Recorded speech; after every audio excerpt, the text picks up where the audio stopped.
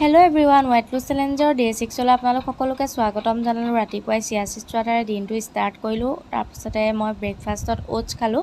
ৰাতিয়ে তিয়াই থওঁ, অ'টছ যিদিনা খাম বুলি ভাবোঁ। তাৰপিছতে ইয়াতে মই কিছুমান মিক্সিছো এড কৰিছোঁ আৰু মিঠাৰ কাৰণে 2টা খেজুৰ, আৰু এয়া লাঞ্চত আছিলে চব্জি, চালাড আৰু কাবলি বুটৰ এখন চব্জি, লগতে ৰুটি। আৰু ইভিনিঙত মই এটা মধুৰি খালোঁ। তাৰপাছত অকণমান দৈ, লগতে মিক্সিছো দিছোঁ, আৰু এইকেইটা ড্ৰাই ফ্ৰুটছ মই তিয়াই থৈছিলোঁ মিড মৰ্ণিঙত খাম বুলি, যিহেতু আজি খোৱা নহ'লে, আৰু সেয়ে বোলো এতিয়া ইভিনিঙত খাই দিওঁ, আৰু খাই বৈ অকণমান খোজকাঢ়ি আহোঁ বুলি ভাবিছোঁ। আৰু মই দৈত কোনো ধৰণৰ মিঠা যোগ কৰা নাই, টেঙা দৈয়ে খাইছোঁ। টেঙা দৈত এনেকৈ মিক্সিছবিলাক দি দিলে খাবলৈ খুব টেষ্টি হয়।